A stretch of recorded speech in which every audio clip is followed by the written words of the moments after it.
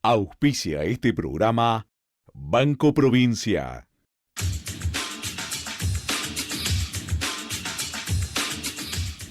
Muy buenas noches y qué bueno recibirlos de nuevo en esta idea del equipo Bulat. Hoy más que nunca, gracias por estar del otro lado del televisor en este programa que se llama El Inversor. Santi, ¿cómo estás? ¿Cómo estás, Claudio? ¿Todo bien? Hoy vamos a rebuscar un poco el tema. Vamos a darle una vuelta al tema del capítulo anterior. Exactamente, tuvimos un programa muy interesante el lunes, hablamos mucho de futuro, de innovación y sobre todo de reinventarse, ¿no? Que es este concepto tan importante que además vamos a estar volviendo a tocar hoy. Vamos a hablar mucho de coaching, vamos a hablar de empresas y vamos a hablar de cómo salir de un esquema que a veces la sociedad directamente te esquematiza en algún lado y muchas veces romper con esas barreras es muy complicado. Y es muy complicado para los emprendedores, es muy complicado para empresas también que después, para llegar a ser empresas grandes también. Con lo cual vamos a tratar un poco desde la psicología, un poco desde la innovación también, meternos en este mundo, ¿no? Porque también vamos a hablar de un equipo que por ahora no llegó a Estudiantes, pero que se llama Atlas, ¿no? Y justamente nuestro invitado principal tiene mucha relación y claro, exactamente, mucha experiencia con este equipo, el coaching de este equipo y cómo manejar a un grupo de gente. Vos por ahí que tenés un emprendimiento, decís que tenés que manejar un personal, que tenés que manejarte y saber cómo llevarlos adelante. ¿Qué hay que tener en cuenta? ¿Qué hay que tener en cuenta para que prospere, para que sean buenos, para que se adapten, para que estén de acuerdo con la misión de un emprendimiento? De todo esto y mucho más estaremos hablando para usted que es emprendedor. Se lo planteo en otros términos. Perdón de nuevo que vaya a mi origen completamente financiero. Cuando las cosas te están saliendo mal, no te queda otra que cambiar. Y a veces ahí estás obligado a cambiar. Me pasó con Trump, claro, en la bolsa. Cambiaste el portafolio, cambiaste. No.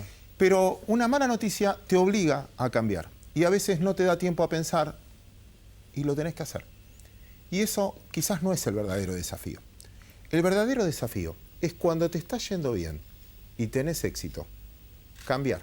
Porque todos sabemos que la vida es cíclica.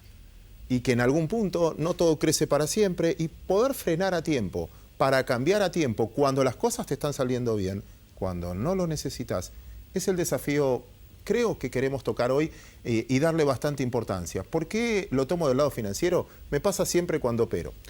¿Cuándo te das cuenta que un activo tocó el mínimo y tenías que comprar? 6 meses después. Claro. Cuando lo viste subir. ¿Y qué decís? Cuando vuelvo acá, voy a comprar. ¿Y qué pasa? No vuelve más. Por algo empezó a subir. ¿Y cuándo te das cuenta que estabas en el máximo, que estabas en tu mejor momento? 6 meses después. ¿Por qué?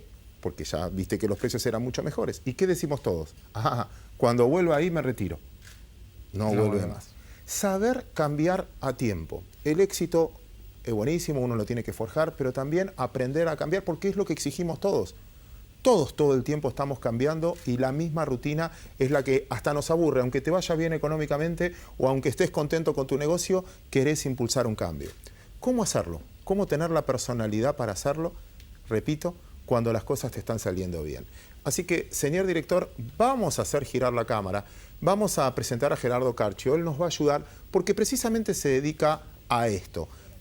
Asesora a muchísimas empresas y también equipos de fútbol, como decías, para sacudirlos, para decir, bueno, en este momento vale la pena un cambio, inclusive motivacionalmente, repito, cuando crees que te está yendo bien. Así que ese es el desafío, pero no viene solo. Tenemos nuestra emprendedora hoy. Sí, emprendedora empresaria. Ya Sofi Sarcani está con nosotros. También estuvo su padre con nosotros. Sí. Ella es vicepresidente de la UNAGE y además obviamente es diseñadora de toda su marca, justamente Sofía también. Así que estaremos charlando de un caso de éxito y a ver cómo se mantiene y cómo se va reinventando también. Y sin duda, ella es su padre, pero también ella tiene muy buen gusto. Es hincha de Estudiantes. Así que sabe elegir, la podríamos sumar también a hablar de fútbol. Señores, empezamos a trabajar. ¿Te parece, Santi? Vamos a eso. Arrancamos.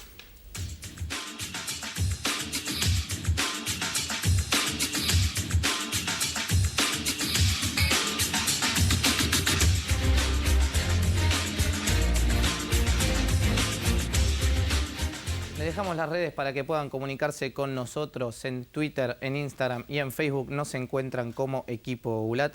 En YouTube pueden volver a ver todos nuestros programas y este también. Nos encuentran como El Inversor Oficial. nuestro mail, pueden dejarnos todas sus consultas, contestaremos al final del programa y también en nuestro programa de radio, al mail equipo.ulat@gmail.com y el newsletter donde pueden leer todas nuestras notas, www.elpuntodeequilibrio.com. Claudio, vamos con vos. Gracias, Santi y Gerardo, un placer tenerte. Gracias a ustedes, Santiago. Nos escuchabas a la apertura tratando de incentivar un poco a este cambio. ¿Qué tenés para decirnos? ¿Qué podés agregar? ¿Qué nos podés sumar? Lo primero que escuchaba con atención es cuán aferrados estamos al éxito ante el pasado, ¿no? Como si algo que dio éxito tuviéramos la pretensión de eternizarlo y dejarlo congelado y creyendo que el mundo hacia adelante se va a comportar siempre de la manera que se comportó hacia atrás, ¿sí? Y que el hombre, bueno, está siempre asignado por el riesgo y por el temor a perder. Vos decías, bueno, si me va mal, cambio, ¿no? El problema siempre es, ¿por qué no cambio cuando me va bien? Y no cambio cuando me va bien porque seguramente tengo miedo a perder. Si hasta acá gané, la sensación es que voy a seguir ganando, siempre basado en alguna mirada hacia atrás. Claro, muchas de las decisiones las tomamos por lo que pasó y no por lo que puede venir. Exacto. Déjame decirle al televidente por qué te tiene que escuchar con mucha atención. Dale. Te vamos a presentar en un video. Muchas técnicas se abren paso hoy para alcanzar el éxito profesional. El coaching empresarial es una de ellas. Para explicarnos cómo comenzar a recorrer ese camino, hoy nos visita Gerardo Carchio, director general de DOC Consultores. Gerardo, ¿qué implica el coaching? Porque es una palabra quizás que resuena mucho, pero no sé si está la definición dada exactamente. Y sobre todo hoy porque hay casi un uso tan extensivo de la palabra que dentro de esa enorme palabra caben un montón de disciplinas, algunas serias, otras no tanto. Claro, ¿sí? por eso. Yo vengo de una formación que es muy intensiva en términos psicológicos y psicoanalistas, y siempre decía que el coaching es la psicoterapia del cobarde, ¿sí? Porque el psicoanálisis implica una intensidad en el trabajo personal que el coaching es como que toca solamente algunos aspectos superficiales. Pero creo que el mundo de los negocios, del deporte y de la empresa en general le debe a muchas de estas aproximaciones un enorme valor, ¿sí? Porque muchas de estas personas jamás se hubieran acercado a pensar profundamente en cuánto las emociones que lo atraviesan son los determinantes del éxito o el fracaso en cualquier emprendimiento, sea económico, deportivo o social, ¿sí? Es que la cabeza es parte nuestra y cuántas cosas se traban o no en función hasta de los preconceptos que uno tiene, los miedos que uno tiene, que no pasan porque solo me digan palabras, sino siento eso y siento eso. Me río porque cuando decís la cabeza es parte, es en sí mismo una manera de disociarlo, ¿no? Claro, está muy bien. Somos. Yo siempre digo, yo no sé si pienso con la cabeza, con el corazón, la pierna o con los poros, ¿sí? Que hay algo en el andar que está unido y que hace quien yo soy. Pero esta tendencia a poner en algún lugar lo que es racional, en otro lugar lo que son las emociones, en general nos priva de una aproximación que es mucho más rica y que cada vez creo que va adquiriendo más condimentos que tiene que ver con cómo tomo decisiones desde el futuro que emerge, ¿sí? La mayor cantidad de problemas que vienen en el mundo no van a poder ser solucionados pensando en cómo fue el pasado, sino que tienen tanta complejidad que el que les dé solución solamente lo va a poder hacer con un desarrollo del pensamiento intuitivo. Y esta palabra, la intuición, que contiene algo de magia y que pareciera que intuición es una corazonada, es toda una manera de pensar y toda una manera de estructurar y elaborar decisiones que no están mediatizadas por la razón en términos deductivas, pero sí en una reestructuración de un presente donde hay muchas personas que operan en ese nivel de flotación sobre el presente.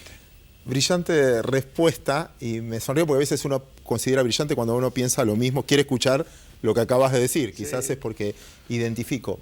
Pero uno de los problemas, te lo llevo lo tomo en términos financieros, pero creo que nos pasa a todos. Que vos querés tomar una decisión con respecto al futuro, como bien decías, tratando de ver qué pasó en el pasado. Así es. Y uno dice, bueno, no se va a repetir. Lo que pasó, pasó, ya es otra sociedad. Yo soy distinto, yo no tengo los mismos años, la misma fuerza, las mismas ganas, o al revés, o tengo más fuerza, más ganas, o lo que fuera. Entonces trato de basar lo que va a pasar en el futuro con un pasado que no se repite. Sí. Pero al mismo tiempo digo que lo mejor que tengo es la experiencia. Entonces ahí choco conmigo mismo, diciendo, bueno, ¿de qué me sirve entonces la experiencia si no la voy a tener en cuenta con respecto al futuro y necesito más la intuición? Pero mi experiencia puede ser que haya sido audaz en cambiar, no necesariamente que mi experiencia sea la repetición de lo que me sucedió, ¿sí? Y digo, bueno, como esto me sucedió, repito, está bien lo que me sucedió, pero ¿qué me sucedió? Que siempre cambié, que siempre tomé algún riesgo y con alguna condición, a ver, yo por ahí lo puedo hacer metafóricamente, ¿sí? Hay una discusión acerca de si Messi o Maradona, ¿sí? Messi es un jugador digital y Maradona lo fue analógico. Maradona era de un modelo y de un tiempo donde las cosas se pensaban y la cabeza conducía a la acción. Y Messi es un jugador que toma decisiones sobre el futuro que emerge. No piensa la decisión, la actúa. En el mismo momento que aparece el obstáculo, aparece la idea, ¿sí? ¿Cómo entrenar ese pensamiento? ¿Sí? Porque la verdad que es muy difícil. Nosotros somos de una generación mucho más analógica que él, que es digital. No te creas, no, sí. Sí, y hay habilidades que tienen que ver con esa rápida reestructuración de la realidad que la juventud, con muchos los medios más veloces y de mucho menor condición de deducción, tienen frente a lo que viene, ¿sí? Y ahí es donde está esa chispa que le saca un segundo más a alguien o una decisión de negocio que está siempre antes que otro que tomó tanto recaudo para tomarla que se le perdió el momento. Porque hoy la velocidad a la que hay que tomar decisiones no es la que teníamos nosotros hace 30 años atrás. Las ventanas de oportunidad son cortas, los negocios duran poco y si realmente no se cambia, quedaste obsoleto. ¿Por qué es que duran poco? ¿Por dónde viene que duren poco los negocios? ¿Es una cuestión tecnológica de avanzada o es el consumo de la gente? Hay muchísimos factores que influyen. La tecnología creo que ha cambiado enormemente. Internet ha sido una... Hay un sociólogo francés que se llama Michael Maffesoli, que él dice que Internet ha dado vuelta al proceso educativo, ¿no? Que cuando uno como hijo dependía del padre para ser educado, hoy son los padres los que preguntan a los hijos, che, ¿cómo hago para encontrar tal cosa en tal lugar? ¿Sí? Porque son los hijos los que manejan la fuente de la información, porque fueron los que más fácilmente adoptaron la tecnología, los que saben dónde buscar, ¿sí? Y eso Sebastián Campanario la semana anterior nos decía que el GPS ahora te da órdenes y tu hijo ve como el GPS te da órdenes. Claro, claro, absolutamente. Entonces, hay una habitualidad a la instantaneidad que generaciones más viejas no tenemos. Esta es una generación bidimensional de pantallas y de velocidades que cambian sobre la realidad rápidamente. Nosotros tuvimos que aprenderlo, pero uno lo ve en los chiquitos. Vos a un chico hoy le das un libro normal y te hace así y dice no anda, porque está esperando que se mueva esa pantalla. Entonces, o la foto, que también, la foto que la quieren aumentar. Exactamente. Entonces hay una estructura de pensar que ya viene casi heredada en lo digital. Y todo eso construye redes neuronales muy distintas a las que teníamos nosotros. Te cuento una discusión con el amigo de Santi y mi hijo, uno de mis hijos, que me parece interesante al punto, que es cuando nosotros evaluamos el éxito, tenemos una escala de valores. Y de repente nuestra generación medía el éxito por la pertenencia, por lo que llegaste. Entonces, sí, claro. No, este es el dueño de tal cosa, este llegó a ser número 1 en tal compañía. La pertenencia hacía el éxito de él. Sí. Y hoy mis hijos me dicen, no, papá, la verdad que son las experiencias. El éxito no es lo que tengo, sino qué logré hacer en esta época. Y eso le da una velocidad en el cual me cuesta entrar. Exactamente. Y como eso va cambiando tanto, el que acumula más experiencias tiene más experiencia. Claro, y bueno, y que no pasa por patrimonio, no pasa por nuestra escala de valor de qué está bien o está mal, no la comparten, no. Creo, no sé, vos me agregarás, pero no sé si la comparten ellos. Yo elegí algo para estudiar y estudié eso en un punto de láser en profundidad. Y la verdad hoy no sucede ese tipo de aprendizajes, es absolutamente horizontal. Es cuanto más horizontalidad, mayor ganancia tenés. Cuanto más especificidad, sí, te volvés un técnico increíble. Yo tengo un escáner personal muy particular, pero yo no sé si tengo tanta amplitud de onda como para manejar tanta diversidad. Gerardo, nos contás, estuve investigando un poco y metiéndome en la página, como te comentaba, y nombra varios casos de éxito. Sí. ¿Me los comentás un poco? ¿Hay un eje central, hay un eje común en los casos de éxito? Sí, yo no sé si lo podría generalizar. Lo que digo es que, a ver, como un punto genérico, no es fácil bancarse el éxito, lo primero, ¿sí? Generalmente el exitoso es alguien que ha podido superar como un techo de cristal entre las expectativas que tiene de sí mismo y aquello que está por afuera de sus expectativas. ¿Que genera culpa el éxito? Podemos llamar culpa o podríamos llamarlo cuánto permiso uno tiene a ganar, ¿sí? Y que está altamente condicionado por los ambientes en los que uno vivió, se educó y convivió, ¿sí? Cuanto más favorecedores hayan sido los ambientes, más espacio potencial y de permiso uno tiene a crecer. Cuanto más restrictivos hayan sido, uno puede padecer esa restricción, que lo lleva a confundir voracidad con ambición, que no es lo mismo. El voraz, que podremos decir en algunos casos, podemos creer que tiene éxito, lo que tiene es un vacío imposible de llenar, con lo cual busca, y es un gran buscador de objetos que le rellenen ese vacío. Pero el ambicioso es alguien que quiere más porque tiene. Y es muchísimo más sano alguien que tiene ambición que alguien que tiene voracidad. Claro. Es como el balance entre si mi manera de alcanzar un objetivo es por lo que me falta o es porque quiero más, ¿sí? A mí me maravillan algunos deportistas, ¿no? Yo digo, Usain Bolt corre los 100 metros en 9 segundos y pico. Entrena 4 años para correr 9 segundos 53 centésimas. No me lo puedo imaginar entrenando desde el déficit, sino que son personas que se entrenan por cuánto se animan a hacer más de lo que hacen. Y esa condición de animarse a hacer más, creo que es la que da lo ilimitado del progreso, ¿sí? Y que no se convierte en estrés. El estrés es, este es el límite y yo no llegué. ¿Cuándo voy a llegar? ¿Sí? Me esfuerzo para eso. El que no padece esto dice, llegué hasta acá, ¿cuánto más me animo a crecer? ¿Cuánto más puedo empujar esto para arriba?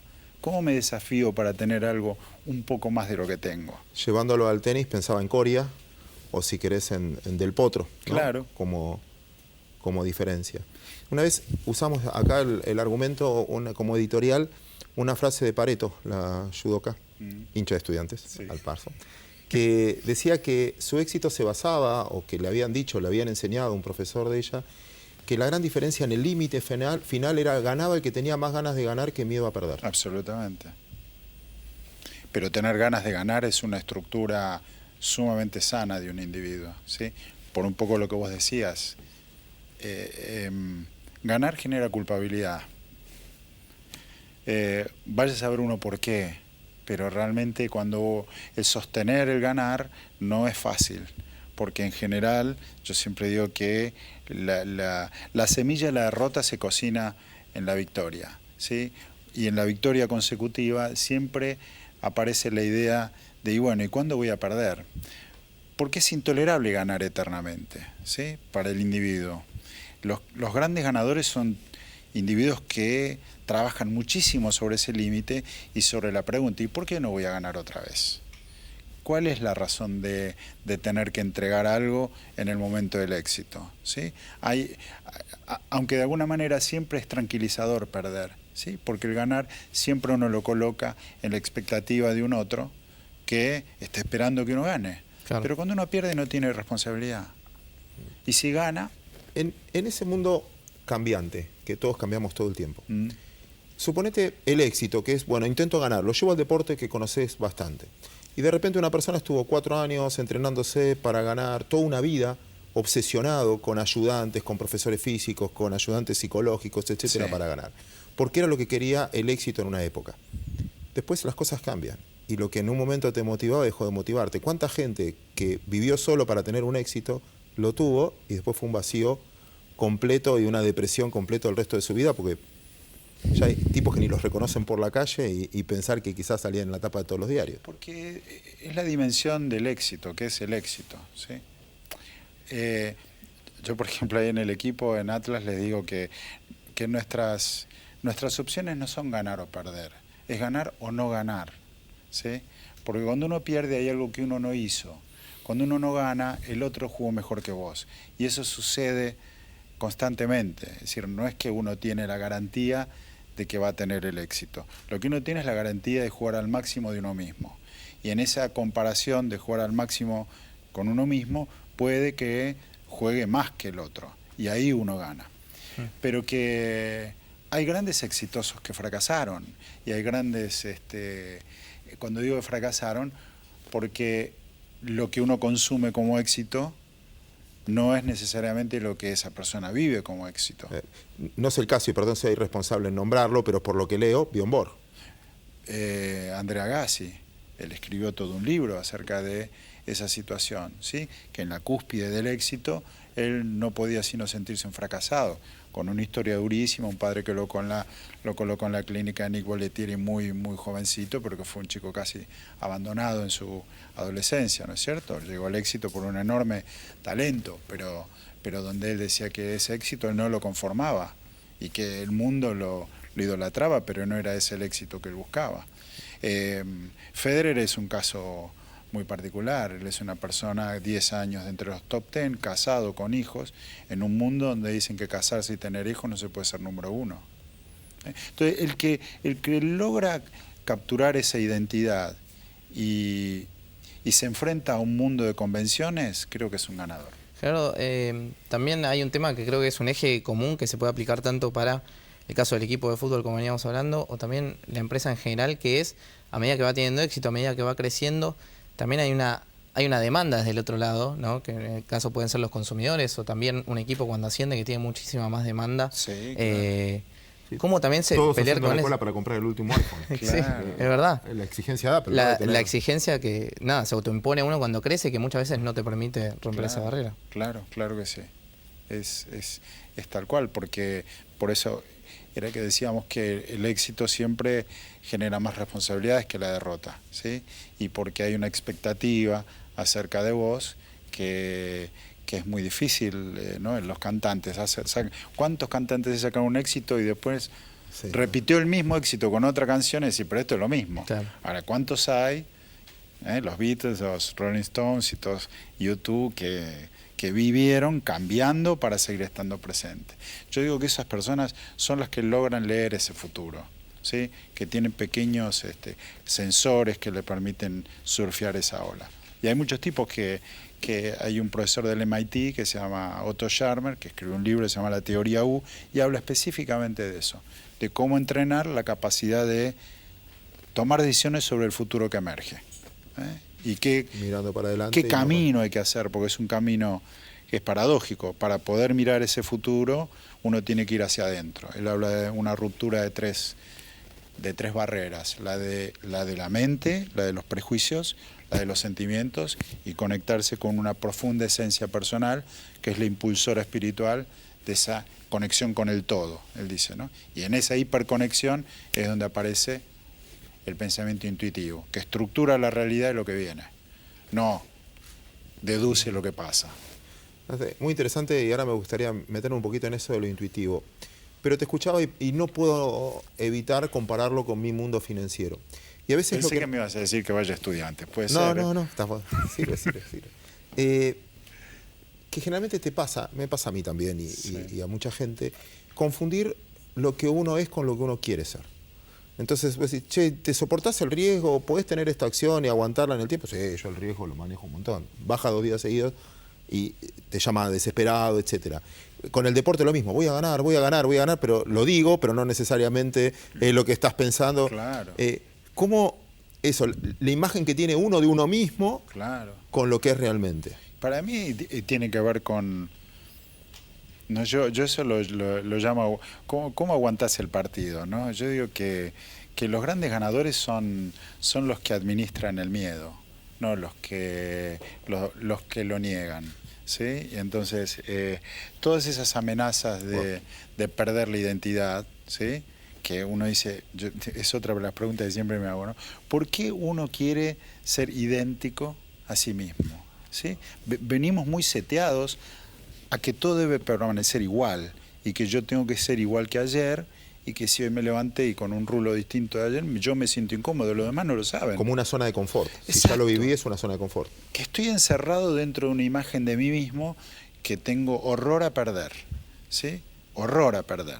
Y entonces soy profundamente conservador y me siento audaz cuando a veces puedo romper con esa idea de no ser yo mismo y animarme a que esto que suceda sea algo hasta disruptivo para mí, ¿no? Entonces, cuando estás atrapado por esas imágenes, es muy difícil ser innovador, porque eso implica animarte a ser alguien no idéntico de vos. Y nosotros vivimos signados por la identidad, desde cédulas de identidad hasta que esperamos vernos a nosotros igual que ayer. Y el cuerpo tiene razones que uno no entiende. Cada 8 años cambias toda tu estructura celular. ¿Y por qué mantenés tus mismas formas si cada 8 años sos alguien distinto? ¿Sí? Pensá que toda célula cambia cada 8 años. Pero hay algo en las formas y en la necesidad de que el otro vea y registre que este era yo ayer y que sigo siendo hoy y que seré mañana, es importante en la estabilidad.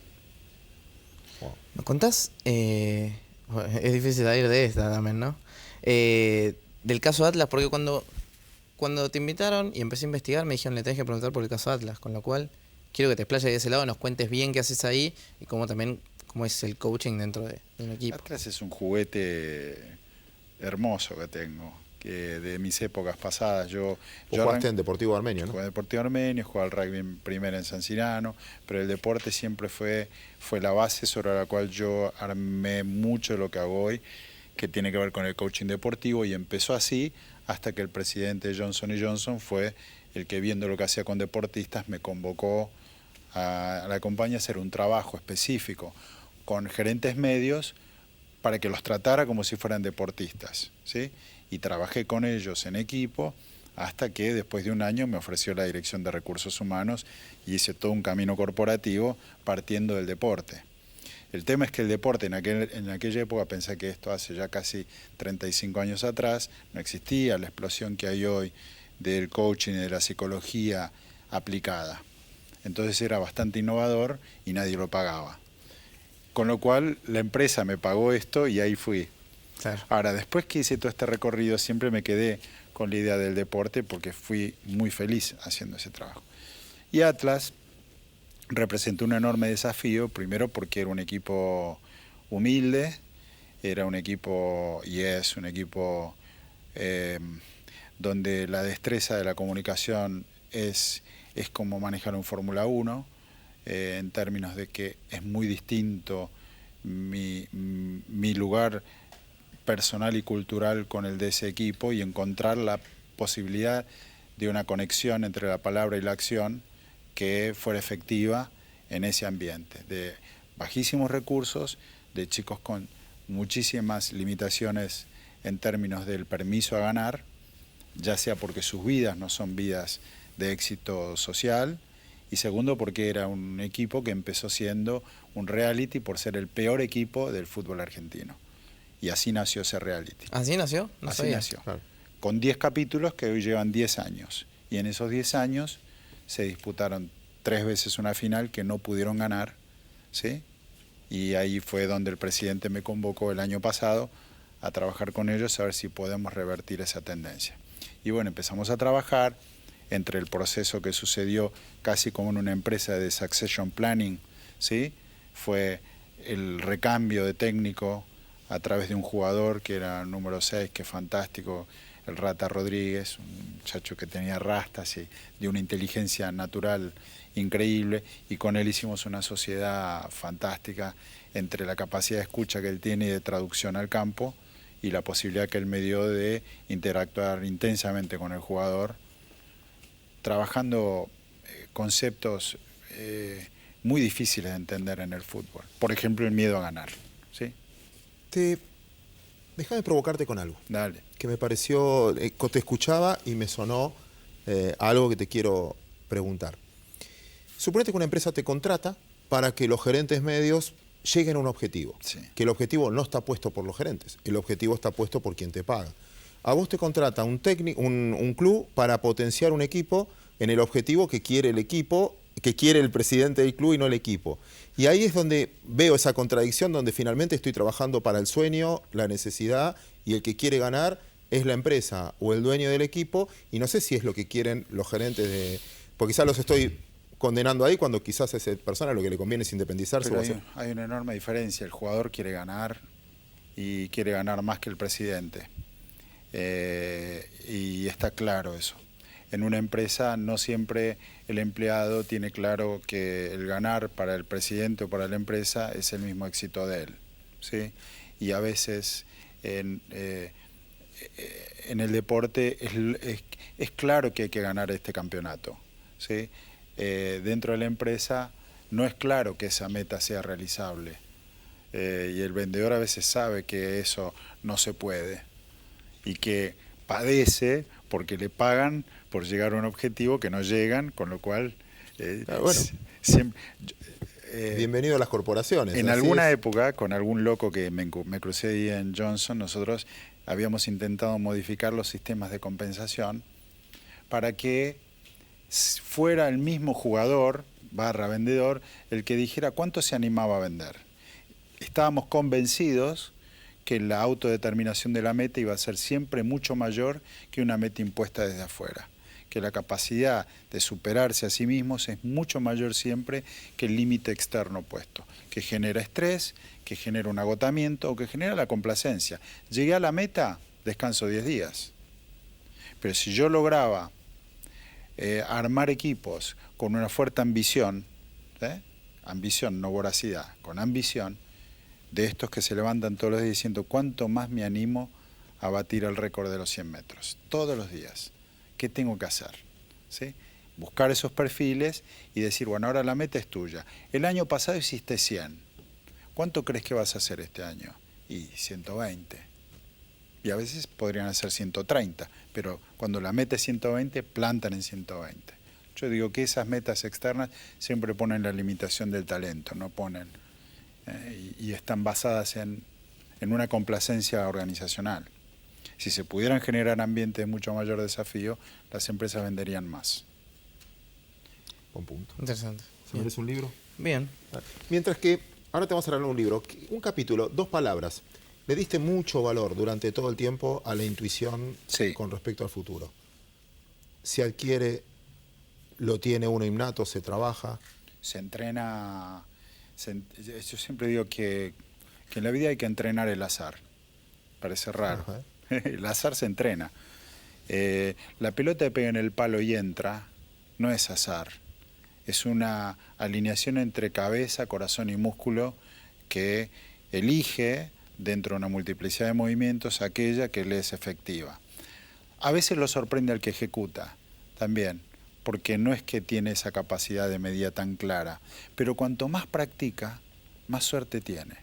Cuanto más entrenas, más suerte tenés. Cuanto más estudias, más agrandás el cuerpo tuyo de información que te permite estructurar ese campo de una manera original, ¿sí? Es como un pianista. Digo, para tocar el piano, vos lo primero que necesitas es entrenar. Al principio este dedo meñique para llegar a la última tecla te duele. Cuando ya automatizaste el movimiento aparece el talento, la pasión y el dedo va solo. Ya ni siquiera sabes qué tecla tocas, ¿sí? Y creo que cuando uno tiene desarrolladas esas capacidades, no es lo mismo que yo toque el piano que lo toque alguien que se entrenó en tocar el piano y tiene la intuición puesta en el piano. Te ganaste un libro. Tenés que elegir uno y decirnos por qué. Curas con los pies en la tierra. Prefiero crear o morir. Por intuición. Por intuición. Por intuición y porque porque creo que si uno... Podría llamar crear, porque si uno no crea, muere. No hay opción. Sí, Es el acá. título. No creo que haya una opción. La segunda es la consecuencia de no crear. Y aunque estés vivo, estás muerto. Gerardo, hermosa nota. Muchísimas gracias por compartir este No, momento con gracias. nosotros. Muchas gracias Ya a te ustedes. robamos una frase de esa de que no hay que saber administrar los miedos Sí, claro. y no negarlos. Y entrenar el azar. Y entrenar el azar. Santi. Bueno, nosotros nos seguimos entrenando con los emprendedores que vienen y después de esta tanda vamos a estar con Sofi Sarcani, que nos vino a acompañar.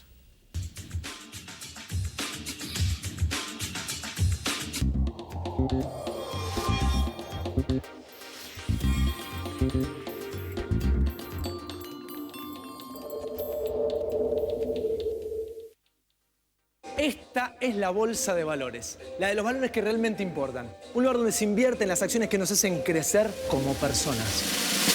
Aquí encontramos a los inversores de la vida. Yo me convertí en inversor de la vida cuando entendí que no me estaba comprando un auto, no. Estaba invirtiendo en conocer lugares nuevos. Y que no estaba levantando 4 paredes. Invertí en mi propia historia familiar. Empecé a invertir en las cosas que realmente te importan, porque de eso se trata la vida, ¿no? De vivirla.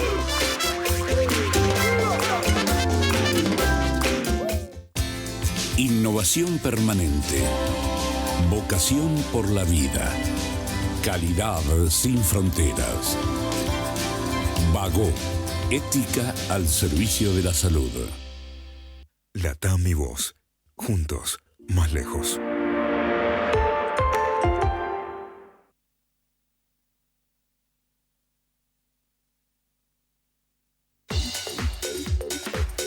Luxcan, concesionario oficial de camiones y buses Volkswagen. Encontralo en Acceso Este, kilómetro 35 Moreno. En Garbarino pensamos en vos. Por eso te ofrecemos el mejor servicio y la mayor variedad de productos. Como esta máquina de café Inicia Black Nespresso a 3.599 pesos. Garbarino, pensamos en vos. Con una nueva visión entre todos los vecinos, estamos construyendo la capital del norte argentino. Resistencia, tu lugar. Municipio de Resistencia.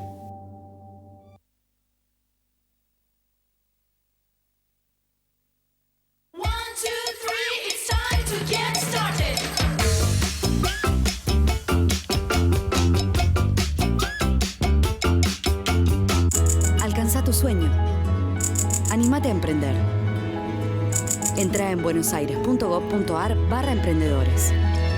Buenos Aires Ciudad. Vamos, Buenos Aires.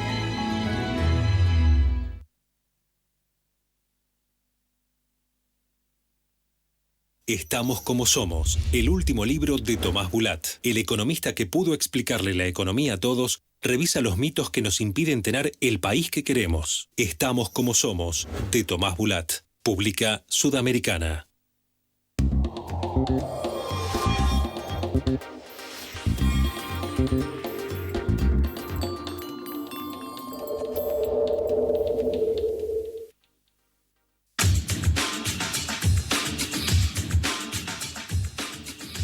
Seguimos ahora en este segundo bloque del Inversor. Gracias a todos ustedes por quedarse del otro lado y empieza nuestro bloque emprendedor, esta vez con Sofi Sarcani. Sofi, ¿cómo estás? Muy bien, contenta de estar acá. Gracias por la invitación. No, gracias a vos por venir. Te presentamos con un pequeño video y después me contás Dale. un poco de Buenísimo. tu experiencia como emprendedora. Genial. Es vicepresidenta de la Unión Argentina de Jóvenes Empresarios. Heredó de su padre las ganas de hacer. Sabe que su apellido tiene peso propio, pero se está haciendo camino en el mundo del arte y de la moda. Para contarnos cómo divide su rol de diseñadora y empresaria, hoy nos visita Sofía Sarcani. Sofi, ¿cómo empezaste? ¿Cómo empezó tu vida? Bueno, creo empresaria? a ver, mi vida empresaria, mi vida con lo que tiene que ver con el diseño es una herencia familiar que yo tengo. Yo soy quinta generación de artesanos húngaros, fabricantes de calzado. Mi abuelo en el año 50 llegó acá con mi abuela y con la hermana de papá, recién nacida, Ellos venían de Hungría, se escapaban del comunismo ruso. Claro. Y llegaron a Argentina sin saber una palabra en español, sin saber a dónde estaban llegando, con una bebita recién nacida y con un juego de cubiertos de plata que pudieron vender a $60 y ese era el único ingreso que No tenían nada más. Nada más. Mi abuelo en Hungría tuvo a su papá y a su abuelo, que eran fabricantes de calzado allá en Hungría. Él sabía del oficio, pero la realidad es que nunca lo había practicado porque él era artista, él era escultor y era actor.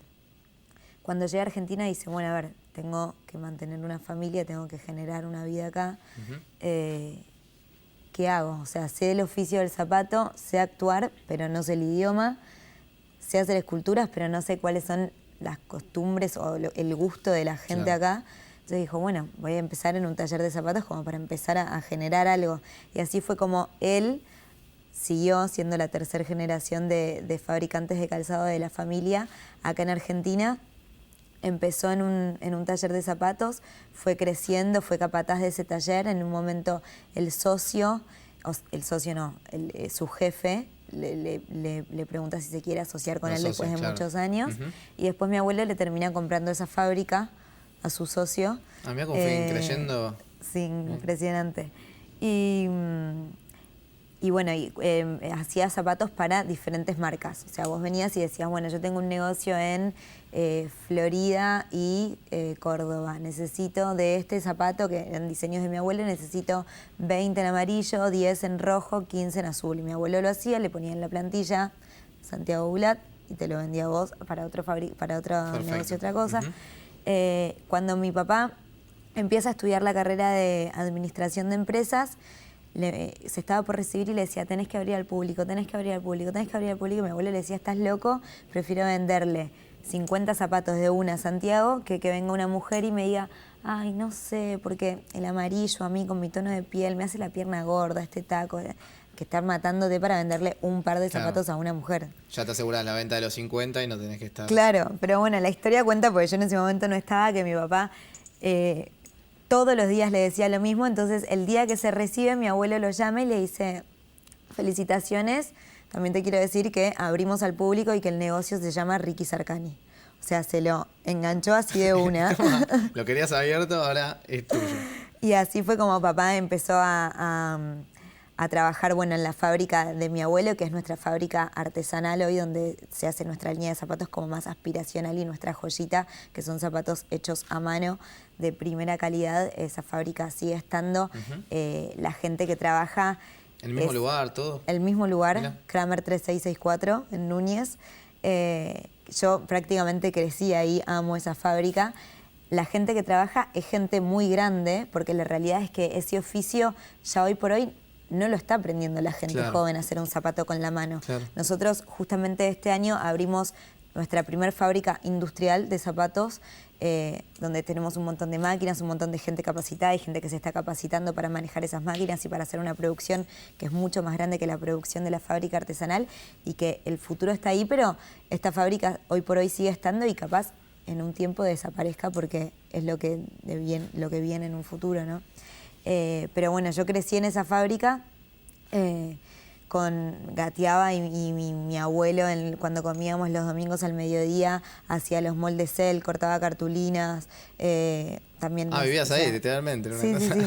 Entonces fue como una cosa de herencia familiar que tuve. Yo me acuerdo de ser chiquita y tener en primaria mis cuadernos de Winnie Pooh, de Hello Kitty, dibujados con indumentaria y con calzado para mujeres, y les hacía conjuntos y combinaba una bufanda con una boina y con una pollera y unas bucaneras. Ese no sé por qué me lo acuerdo siempre y digo, mi loca, combinaría una boina con cualquier cosa, pero bueno.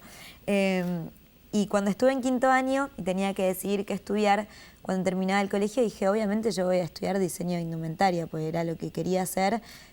No Nunca me lo había cuestionado. No era algo impuesto. No, y además, imagínate, 17 años, mujer, fanática de la moda, era obvio Ya directamente. Sí. Y veía a mis amigas que no sabían si ser astronautas, médicas o abogadas, y decía, pobres, qué garrón. Y iban a orientación vocacional y decía, ay, o sea, por suerte yo esta duda no la tengo, ya está, voy a hacer esto. Y una vez una amiga mía me dijo, ponele que la carrera de diseño de indumentaria no existiera, ¿qué harías? Me dijo así como, viste, desesperada. Y esa fue la primera vez que lo pensé. Dije, bueno, a ver qué haría. Y me llamó la atención y dije, bueno, estudiaría Bellas Artes. Pero la realidad es que no es una opción porque la carrera existe, ya me anoté, voy a hacer esto, pero creo que estudiaría Bellas Artes. Y me quedo pensando, dije, mira, lo que elegí, porque en ese momento me iba bien en arte en el colegio, lo disfrutaba mucho, siempre me gustó dibujar. Y bueno, así fue como cuando en diciembre del 2007 terminé el colegio, cumplí 18 años, me anoté en la facultad. Al año siguiente empecé la facultad y empecé a trabajar también en la empresa de mi familia. ¿Vos querías trabajar en la empresa de tu familia? ¿Siempre Sí, fue algo? obvio, sí. Yo No es que moría por dijiste, hacer todo, o sea, empiezo en tenía otro como, lado.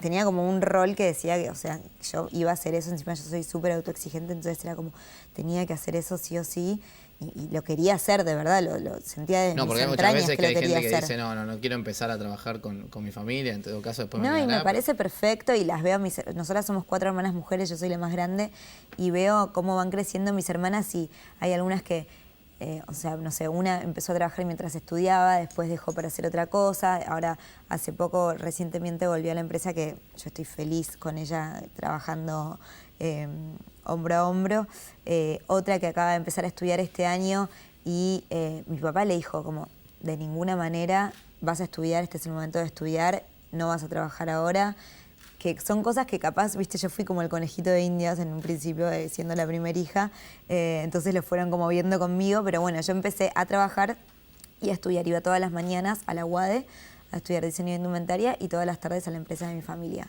En la UADE duré 1 mes y medio y en la empresa de mi familia... Y en la empresa de mi familia, la realidad es que estaba tan frustrada que había dejado la carrera, no lo podía creer, fue un momento así como, no sabes lo que lloré, la pasé muy mal de verdad. En la empresa de mi familia dije, no puedo abandonar tan rápido, duré como que te diga unos 6 meses más. Lo que me pasó fue que en la facultad dije, tengo intereses que van mucho más allá del diseño de indumentaria específicamente, el diseño de moda específicamente, sino me empecé a dar cuenta que me gustaba mucho todo lo que tenía que ver con arte y diseño en general. Claro. ¿Iba ligado a lo que era Bellas Artes un poco? ¿No? Y puede ser, en su momento no entendía mucho porque la realidad es que fue un momento donde yo me sentía ofuscada, estaba confundida y verdaderamente no sabía lo que quería. Y entonces, bueno, dije, 4 años solamente de indumentaria era como que lo sentía chato, me aburría, 4 años, una misma cosa, esta cosa de cómo se venía, cómo eran las carreras antes, ¿no? De estudiar de acá a acá y después ser un profesional y después el máster. Sobre todo mis intereses, ¿entendés? Yo jamás dejaría que me opere un médico improvisado, pero... Claro. Pero en lo que tiene que ver con el arte y el diseño creo que es una cuestión como un poquitito más de la experiencia, de estudiar, obviamente estudiar, pero capaz de una manera más freelance. Así fue como cuando yo dejé la carrera y dije voy a armar mi propia carrera en arte y diseño y empecé un terciario de diseño gráfico, un terciario de historia del arte, fotografía, maquillaje artístico, ilustración digital, dibujo de figurín, hacía de todo. ¿Fuiste eligiendo por lo que creías que la gente le iba a demandar? ¿Fuiste eligiendo por lo que a vos te gustaba? ¿Fuiste eligiendo...? Capaz en un principio tenía que ver con lo que tendría que hacer, lo que tendría que haber hecho al dejar la carrera, pero después a medida que fui como conociendo todo, entrando en confianza, ganando un poquitito más de seguridad conmigo misma, fui eligiendo en base a mis intereses, ¿no? Y yo siempre digo que yo soy una eterna nerd. O sea, a medida que conozco una cosa me lleva a conocer otra y me apasiono con eso y quiero estudiar eso, ¿entendés? Y me engancho y voy de una punta a la otra y todo eso lo veo reflejado en mi trabajo. Y en ese momento fue donde yo descubrí el arte, como el poder y lo que cura el arte. Empecé los talleres de dibujo y pintura, que era esto que a mí me llamaba la atención en el colegio, por lo cual había dado esa respuesta de estudiar Bellas Artes y no estudiar diseño indumentaria. Y en esos talleres fue como volví a sentir seguridad en mí misma, es como que volví a encontrar algo que sentía desde las entrañas, ¿entendés? Como me sentía muy cómoda en ese campo. Y dije, bueno, yo no sé qué voy a hacer en un futuro, no sé si yo ahora voy a ser o la astronauta o la médica o voy a trabajar en la empresa de mi familia otra vez, pero yo haga lo que haga de estas actividades, nunca en mi vida me voy a separar. Y en ese momento también conocí a un artista argentino que se llama Eugenio Cutica. No sé si lo conoces. No, no lo conozco. Es un artista argentino que ahora vive entre Buenos Aires y New York, que yo estaba en la casa de una amiga mía, en el living tenían un libro de este artista, yo no lo conocía, empecé a ojear y me empezó a llamar la atención por sus cosas plásticas, por la obra en sí, y de repente empecé a leer textos que él mismo había escrito hablando de sus obras, y había una serie de pinturas, por ejemplo, que se llama New Yorkers, Sí. que eran retratos a tamaño real de gente parada que decían su nombre, a lo que se dedican y cuál era su deseo. Hizo, como que te diga, 110 obras de esa serie. Entonces de repente estabas vos ahí parado, dibujado perfecto, con tal cual la ropa que tenías y todo, pero con un fondo todo intervenido que tenía que ver con lo que a él esa persona le había causado, ¿no? Entonces él decía que de repente él iba caminando por la calle en New York y vos le llamabas la atención o por cómo caminabas o por cómo te vestías o por cómo hablabas, y si le llamabas la atención te frenaba y te preguntaba si te podía sacar una foto en esta posición así estática, te preguntaba tu nombre, a qué te dedicas y tu deseo. Entonces, en estas 110 obras, dice que solamente el 20% contestó su deseo y su trabajo, o sea, dio la misma respuesta, ¿no? Claro, digamos, conjuntamente, claro. Como solamente los artistas, sí, le llama él. De repente tenías, no sé, a Nora, que era secretaria y su deseo era ser astróloga, o a Tomás, que trabajaba en una financiera pero su deseo era ser chef, o de repente un deportista que decía, sí, soy deportista y mi deseo es ser deportista. Entonces él decía cómo esta serie de New Yorkers era un reflejo de la humanidad donde casi todos, la mayoría está como en esta posición estática esperando que las cosas les pasen en vez de salir a buscarlas y no hacerlas. Y él justamente decía que el arte cura, esto que te decía yo de que el arte cura porque es una actitud y esa actitud cura, ¿no? O sea, yo siempre digo, uno no es artista por ser un pintor o un escultor, sino porque hagas lo que hagas, lo hagas con pasión. O sea, podés, no sé, trabajar en negocios o hacer el arte de los negocios. Podés ser abogado o ejercer son arte, ¿o no? Entonces yo es como que lo empecé a ver, claro, lo empecé a ver con las cosas que yo estaba haciendo, y me empezó a llamar tanto la atención que dije, claro, yo, a ver, los artistas que conozco, o sea, hay gente artista que muy cercana a mí, o sea, lo veo en mi papá es súper apasionado de lo que hace, lo veo en mi mamá, en tíos míos, en Eugenio mismo, que fui a una charla que él dio, y ahí dije, claro, wow, o sea, esta es la posta, ¿entendés? Como nadie tiene una receta para saber lo que está bien o lo que está mal, sino es como algo que vos sabés desde tus entrañas. Sí. Y yo cuando, en ese momento, quise dejar la empresa de mi familia porque dije, yo ahora quiero estudiar, o sea, ahora acá encontré algo mío más allá de mi herencia familiar, que es algo que yo quiero desarrollar, que quiero estudiar, que tenía 18, 19 años en ese momento, gracias a Dios tengo la estructura económica y familiar para que yo pueda estudiar sin tener la necesidad de trabajar.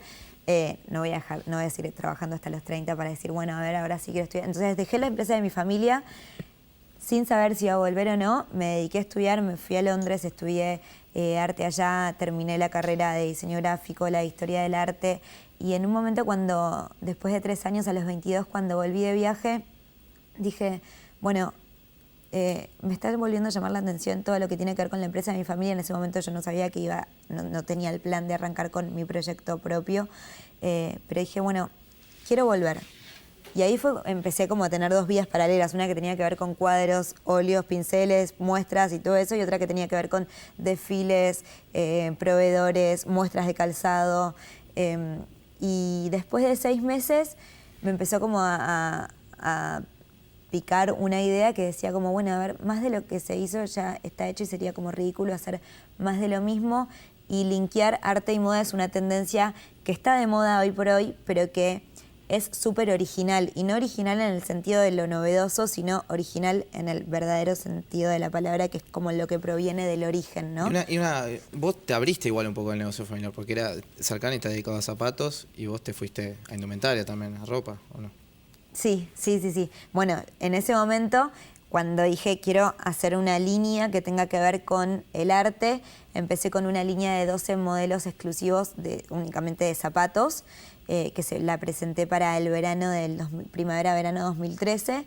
Y creo que en ese momento fue que cuando me empecé a amigar con la ropa, ¿no? Con el diseño de indumentaria. Siempre digo lo mismo, porque en ese momento fueron 12 zapatos, la colección siguiente fueron 12 zapatos, 3 pantalones y 3 remeras. La siguiente fueron 18 zapatos, 4 jeans, 3 camperas, 10 remeras. Entonces así fue creciendo hasta que la colección de indumentaria tomó su peso, fue un 50% indumentaria, 50% zapatos.